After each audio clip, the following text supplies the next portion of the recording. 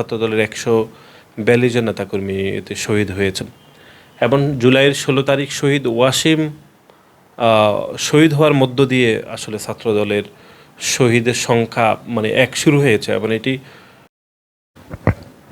দর্শক July August গণ অভ্যুত্থান আজ প্রায় ২ বছর হতে চলেছে। আমরা কথা বলতে চাই জাতীয়তাবাদী ছাত্রদলের সাধারণ সম্পাদক নাসিরউদ্দিন নাসিরের সাথে। তার কাছে জানতে চাই জুলাই গণ অভ্যুত্থানের স্মৃতি এবং তাদের যে অবদান সেটি আমরা তার কাছ থেকে জানতে চাই।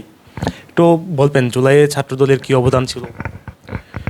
এটি তো আসলে জুলাই ছাত্রদল একদম ডে ওয়ান থেকে আসলে সম্পৃক্ত ছিল, আপনি জানেন। এবং জুলাইয়ের ২ তারিখে সর্বপ্রথম যখন কোটা সংস্কার আন্দোলনের এই প্রোগ্রামটি হয়, যে আন্দোলন শুরু হয়েছে, সেটি বৈষম্য বিরোধী ছাত্র আন্দোলনের যে ব্যানার, সে ব্যানারের প্রথম দিন থেকে ছাত্রদল সম্পৃক্ত হয়েছিল এবং সম্পৃক্ত একদমই শেষ দিন পর্যন্ত ছিল। এবং সেটির পরিণতি হিসাবে ছাত্রদলের ১৪২ জন নেতাকর্মী এতে শহীদ হয়েছেন এবং জুলাইয়ের ১৬ তারিখ শহীদ ওয়াসিম শহীদ হওয়ার মধ্য দিয়ে আসলে ছাত্রদলের শহীদের এর বাইরে এখনও পর্যন্ত ছাত্রদলের অনেক নেতাকর্মী দেশে এবং দেশের বাইরে চিকিৎসাধীন আছেন।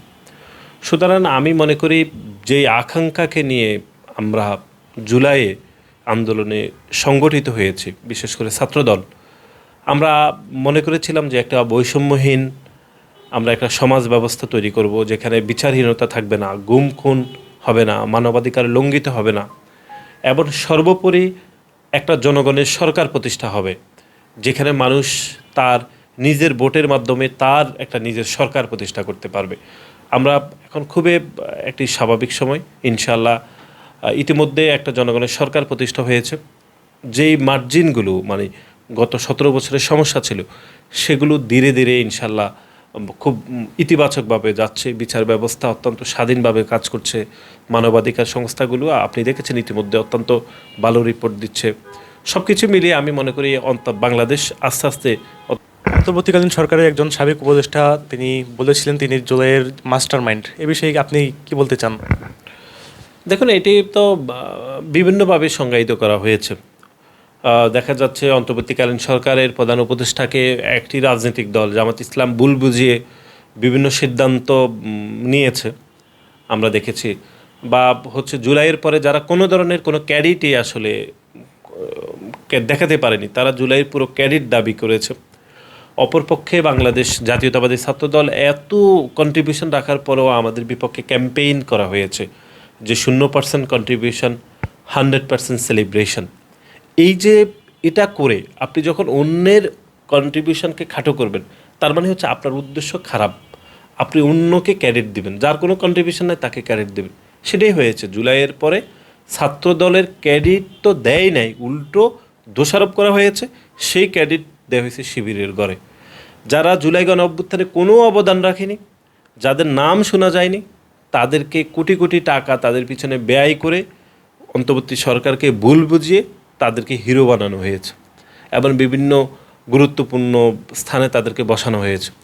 আপনি অন্তর্বর্তীকালীন সরকারের প্রধান তো ছাত্রদের সাথে মিটিং করেছে, কিন্তু যেই ছাত্র সংগঠনের এত নেতাকর্মী হতাহত হয়েছে, তাদের সাথে একবারও বসার ওনারা মনে করেন না যে বসতে হবে, কারণ ওনাকে অন্তর্বর্তীকালীন সরকারের প্রধানকে ভুল বোঝানো হয়েছে, ভুল বুঝিয়ে মাস্টার মাইন্ড হিসাবে ঘোষণা করা হয়েছে। আবার ভুল বুঝিয়ে নির্দিষ্ট ছাত্র সংগঠন শিবিরকে এমনভাবে উপরে তোলা হয়েছে যাদেরকে নায়ক বানানো হয়েছে পুরো জুলাইতে, যারা কোনো কন্ট্রিবিউশনে রাখেনি, যাদের নামই শোনা যায়নি। সেরকমও তো ঘটনা ঘটেছে। সুতরাং আমরা তারপরও মনে করি যে জুলাই মুক্তিকামী সকল ছাত্র সংগঠন এখানে অংশগ্রহণ করেছে, অনেকে অনেকভাবে কন্ট্রিবিউশন রেখেছে। আমাদের পক্ষ থেকে আমরা তো কারো কন্ট্রিবিউশনকে খাটো করে আনি। আমরা বলেছি যেটুকু করেছে ওকে সেটুকু করেছে, কিন্তু আপনি যখন আমার কন্ট্রিবিউশনকে খাটো করবেন, তখন আপনার উদ্দেশ্য হচ্ছে যে আপনি অন্যকে বাড়িয়ে দিবেন। সেটি সংকট।